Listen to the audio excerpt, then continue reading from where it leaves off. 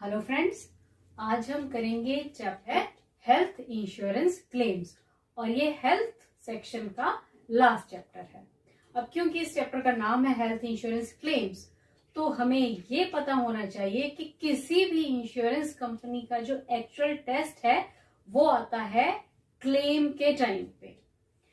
अब इस चैप्टर में हम क्लेम की बात तो करेंगे ही, कुछ और चीजें भी पढ़ेंगे जो कि आपको एग्जाम लेवल पे बहुत हेल्पफुल रहेंगी।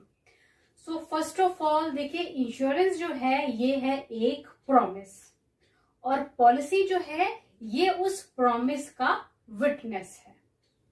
नेक्स्ट आपने बात याद रखनी है कि जो कस्टमर है वो किसी भी पॉलिसी में, चाहे वो लाइफ हो चाहे वो हेल्थ हो, उसमें प्राइमरी स्टेक होल्डर रहता है।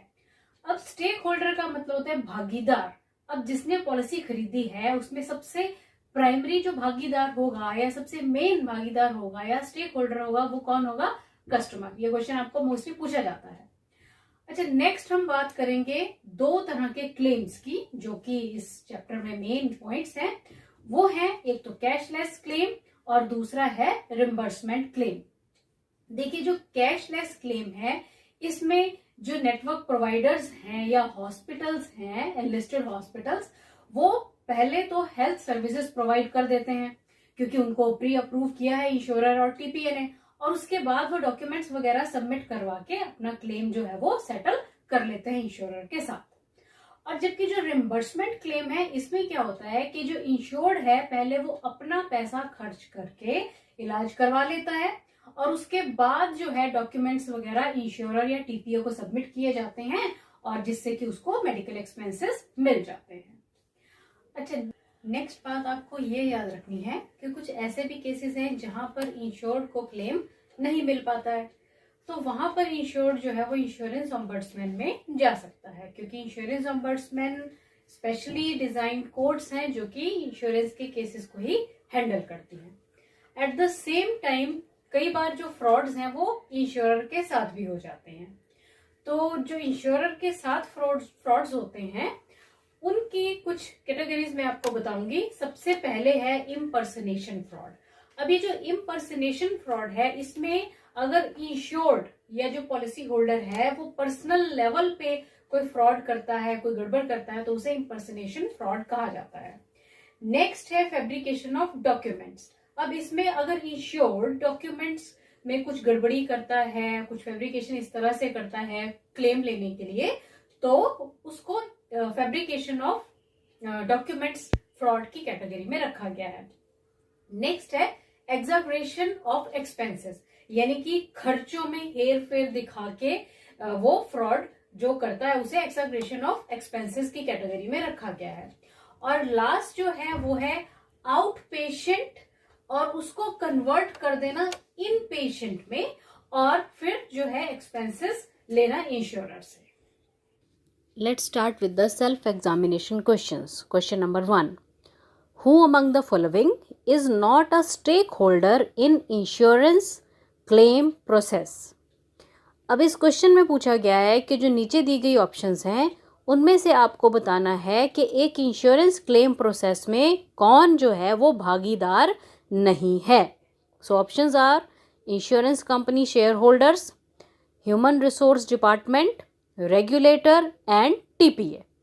अब देखिए कि अगर हम इंश्योरेंस क्लेम प्रोसेस की बात करेंगे तो उसमें ह्यूमन रिसोर्स डिपार्टमेंट, रेगुलेटर और टीपीए ये सभी तो स्टेक होल्डर होंगे, पर जो इंश्योरेंस कंपनी के शेयर होल्डर्स हैं उनको इंश्योरेंस क्लेम प्रोसेस से कोई लेना देना नहीं रहता है। So they are not stake holders in the insurance claim process. Now the next question is, which of the following document is maintained at hospital detailing all treatment done to an inpatient? अब इस question में पूछा गया है कि आपको उस document का नाम बताना है जो कि एक इन पेशेंट का रहता है और हॉस्पिटल में वो होगा जो बताएगा कि क्या क्या ट्रीटमेंट जो है एक इन पेशेंट को दिए गए हैं।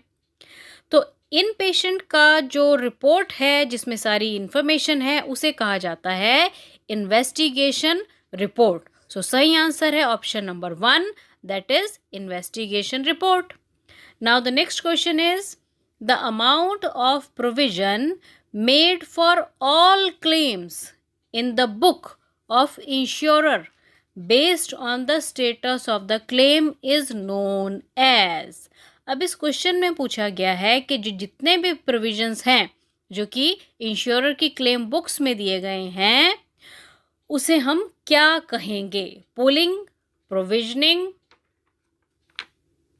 रिजर्विंग और इन्वेस्टिंग। तो देखिए उसे कहा जाता है रिजर्विंग। सो सही आंसर जो है वो है option number 3। Now the next question is which of the following documents are not required to be submitted for permanent total disability claim. अब इस क्वेश्चन में पूछा गया है कि अगर किसी को परमानेंट टोटल डिसेबिलिटी क्लेम के लिए अप्लाई करना है तो ऐसा कौन सा डॉक्यूमेंट है जिसको कि जमा करवाने की आवश्यकता नहीं है।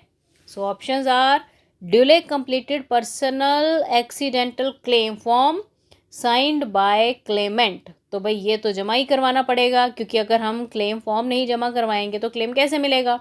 सेकंड है attested copy of FIR if applicable, और ये भी ज़रूरी है क्योंकि एफआईआर की कॉपी अगर आवश्यकता है तो वो भी हमें साथ में लगानी पड़ेगी।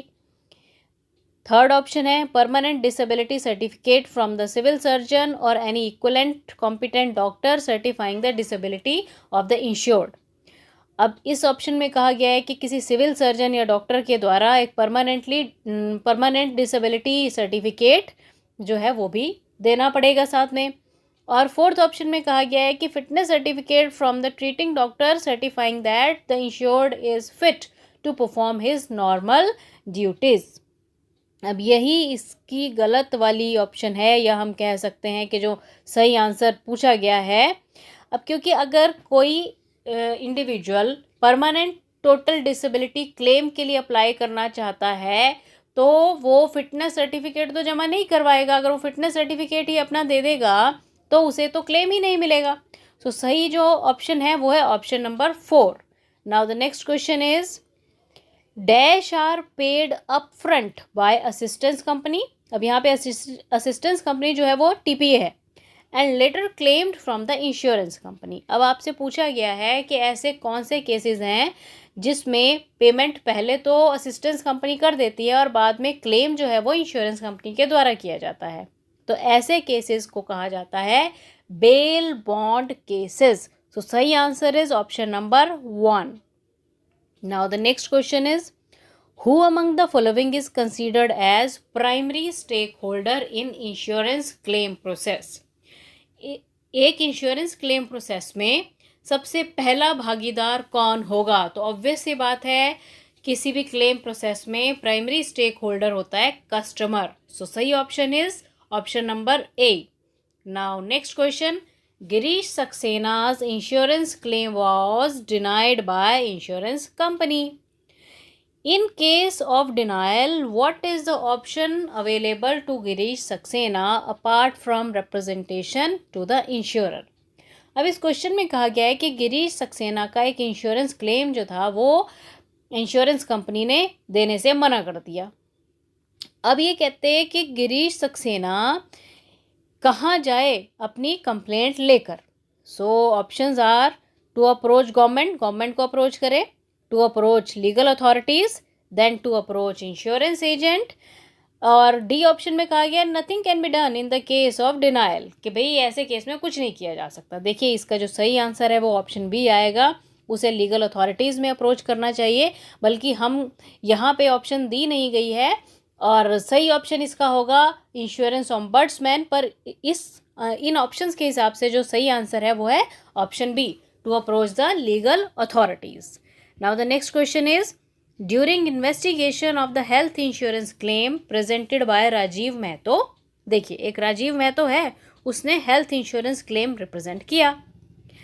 इंश्योरेंस कंपनी फाइंड्स, और इंश्योरेंस कंपनी ने इन्वेस्टिगेशन के दौरान ये पाया कि जो राजीव महतो है उसका भाई राजेश महतो वो हॉस्पिटल में ट्रीटमेंट के लिए एडमिट था और जो पॉलिसी ली गई है वो राजीव मेहता के लिए ली गई है और वो एक फैमिली फ्लोटर प्लान भी नहीं है। अब ये जो राजीव महतो है ये किस प्रकार का फ्रॉड कर रहा है। सो इसका जो सही आंसर होगा वो होगा इम्पर्सनेशन फ्रॉड, क्योंकि ये जो राजीव महतो है ये पर्सनल लेवल पे फ्रॉड कर रहा है, तो इसे इम्पर्सनेशन फ्रॉड की कैटेगरी में रखा जाता है। सो सही जो ऑप्शन है वो है option A. Now next question is, under which of the following condition a domiciliary hospitalisation is covered in the health insurance policy. अब इस क्वेश्चन में पूछा गया है कि अगर हम हेल्थ इंश्योरेंस पॉलिसी की बात करें तो डोमिसाइलरी हॉस्पिटलाइजेशन किन कंडीशन को कवर करता है।